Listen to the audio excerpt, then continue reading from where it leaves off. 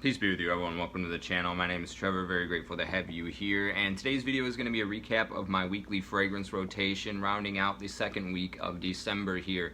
So the weather where I've been at has been hit or miss. We've had a few days where it's been almost spring-like with some sunny conditions around the 50-degree mark. However, some of the other days have been incredibly dreary, overcast, rainy, and cold and bitter, hanging out anywhere between the 20 to the 30-degree mark Fahrenheit. So a bit of a mixed bag this week. I've been doing some testing on a few new acquisitions of mine, trying to get my feel for them, and I'm going to share my thoughts with those in this video coming right up.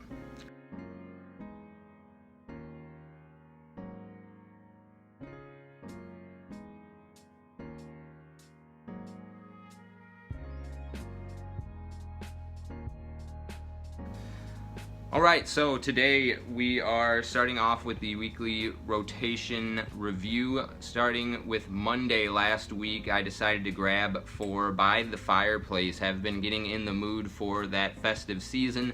The real nice roasted chestnut vibe in here with that little bit of a marshmallow sweetness and the intense smoky Gaiac wood. Just wore so beautifully in the cold, bitter weather that I was experiencing on Monday. This one just, I love the smoke in here, the textural feel and the warmth that it provides. It's really a practical fragrance for me in that sense, something that I could put on to actually combat the cold and solve a problem practically in terms of cozying up and wearing something not necessarily for attention, for confidence, or for personal enjoyment, but just something to be practical with and fight the cold. And this one is one of my favorites to reach for in that type of situation, right alongside others like Strong With You Absolutely and Whispers of, or Memoirs of a Trespasser from Imaginary Authors. Sorry, had a little bit of a brain fart there, but all those fragrances are really ones that I would recommend picking up for that type of situation in the same vein as this one. Hard to say which my favorite of the three is, but right now I'm leaning towards By The Fireplace, although the Imaginary Authors Memoirs of a Trespasser is really, really good too, and I love the oak in there.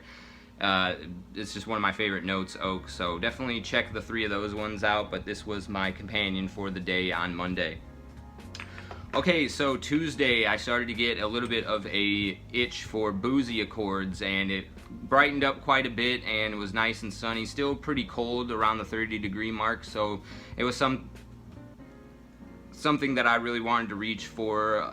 Another ambery style fragrance, something to warm me up, but also with the sunny, bright atmosphere, I was hankering for something a little bit fresh and clean while also sweet and ambery, so I decided to go with this beautiful Amber Fougere Pasha de Cartier Parfum. I recently did a video of my most worn fragrances, a Dent Don't Lie tag video. Forgot to throw this one in there, but easily could have made it onto the video. It's not quite halfway through, but I've got a pretty big dent in this one as well.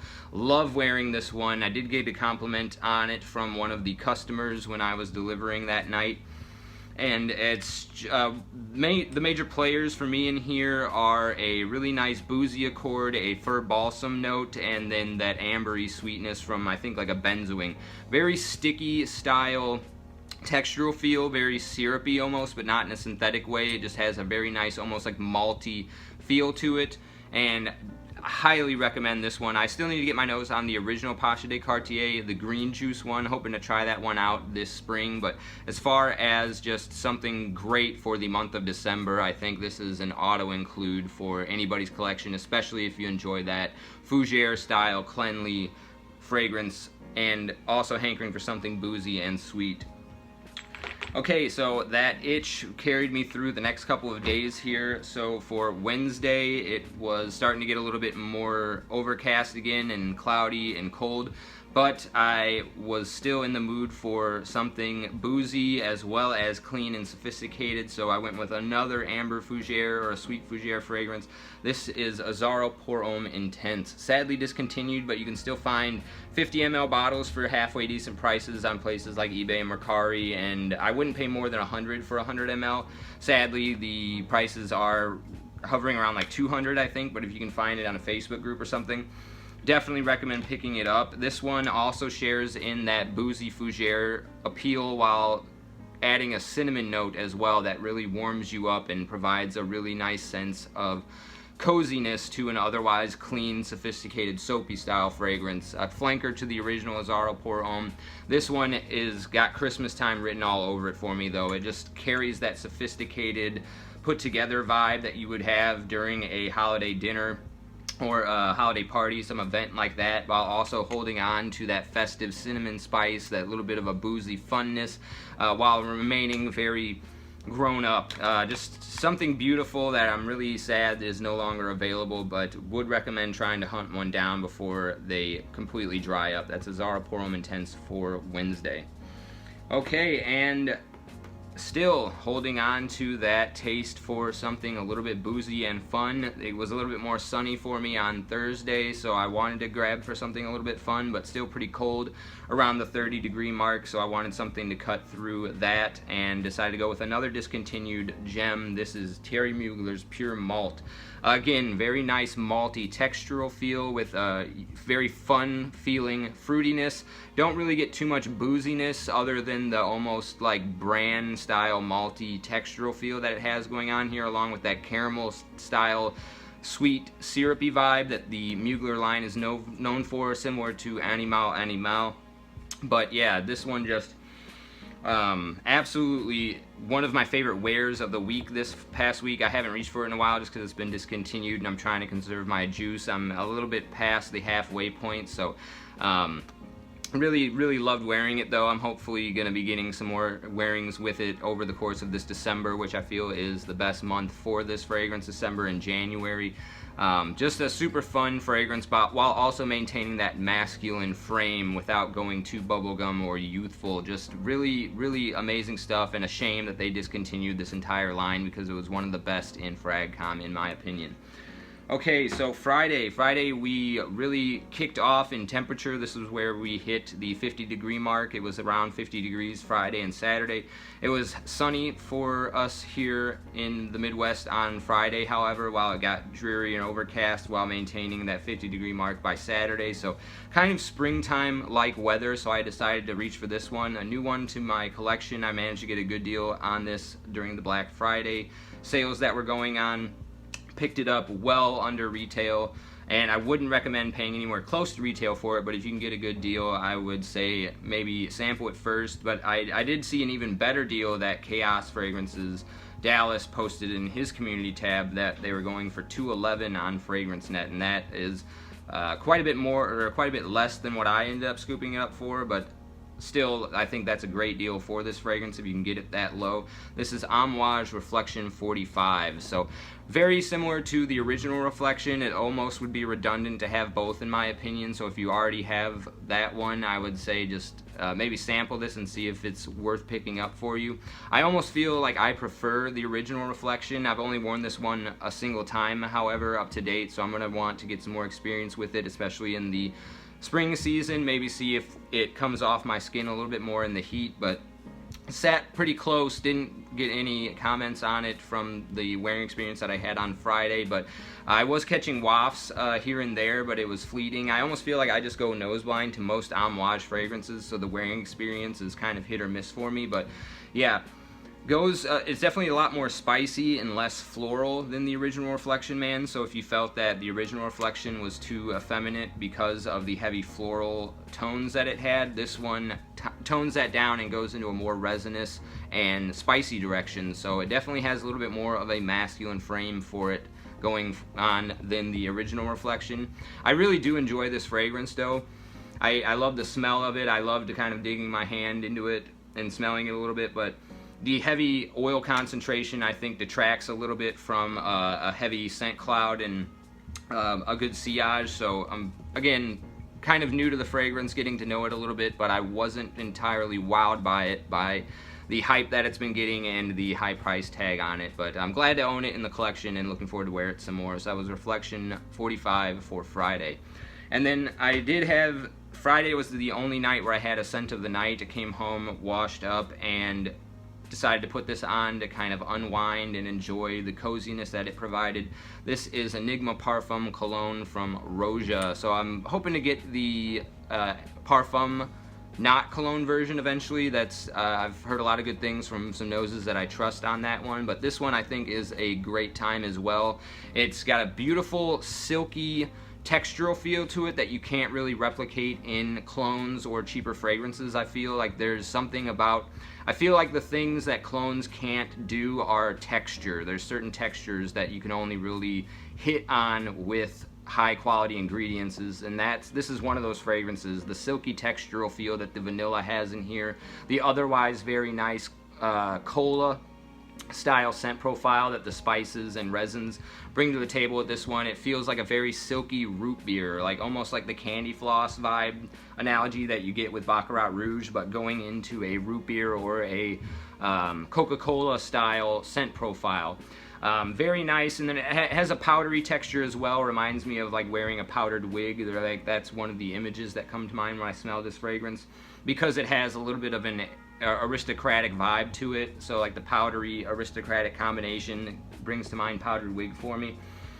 Definitely was glad to unwind with and cozy up with this on Friday night though. One of my favorite pickups of 2023. This is Roja Enigma Parfum Cologne. Creation E is the same fragrance, by the way. Okay, and for Saturday I had a 2-year-old birthday party that my daughter got invited to. She's not quite 2 yet. She's like 1 in 10 months or 1 in 8 months, something like that. But we had that party going on at like 5 in the afternoon, so it was pretty dark by the time we got out there. I was wearing an all-black outfit, and it was very cold, dreary, and rainy going in. I was meeting up with a lot of my friends, though. It was one of my best friend's brother's daughter, and really close with the family. Caught up with a lot of other family friends being there, and I did get asked what I was wearing. So this was Amouage Interlude Man Black Iris. Again, another one that I'm kind of getting to know a little bit. Have only worn it the one time this Saturday. I do enjoy it. It does come off a little bit sour at points off of my skin, so that might be a personal hit against it.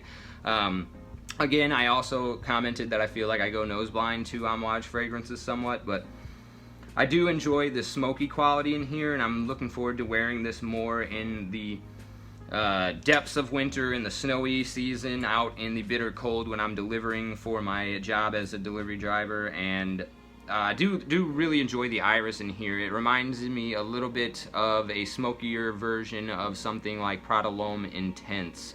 Not quite as sweet. This one definitely goes a little bit more bitter than that fragrance, and a lot more smoky, which might turn some people off in terms of that texture and scent profile. But again, I think this was great for the outfit I was wearing, all black with a black kind of like trench coat, not quite a trench coat, but a kind of nicer black coat, shirt like this, but all black with black pants. I think it was a great companion to that attire, and like I said, I did get asked what I was wearing, so definitely looking forward to try this one out some more. But so far, both of these Amouages are not quite loves at the moment, but likes, for me at least.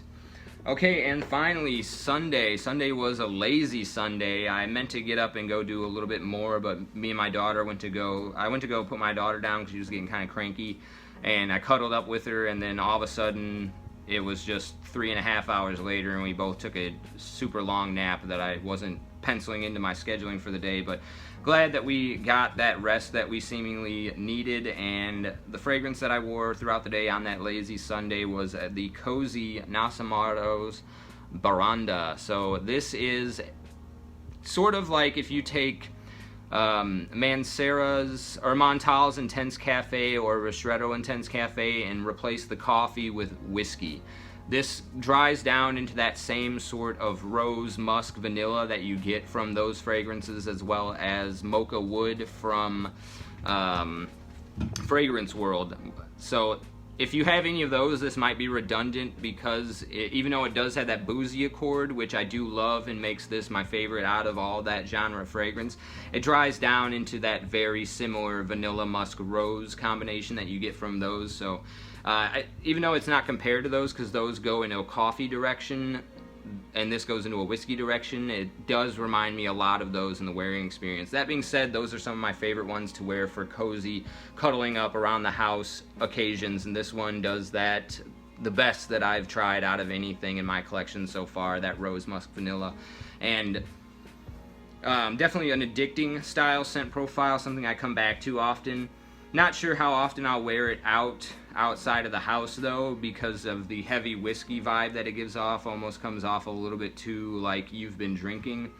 And then the cozy elements of the vanilla rose musk are a little bit effeminate for my personal taste as far as wearing out and not just for cuddling up around the house. But again, this is another one I've only worn the one time on Sunday. These are all recent acquisitions that I'm looking forward to try some more. But again, this one is a love. I just don't know if it's something that I'm going to be wearing out as often. But definitely check this one out if you're a fan of boozy fragrances, because this is a delight to be able to sniff on occasion. So that was the, I believe, 8 fragrances. Those were the 8 fragrances that I wore this second week of December. Let me know what your fragrance rotation was in the comment section down below. As always, I love hearing from you, catching up, communicating, and building network in the community, and finding out new fragrances that I've never heard before from you guys. So I, as always, appreciate you for sticking me to the end of the video. I'll see you in the next one. Take care.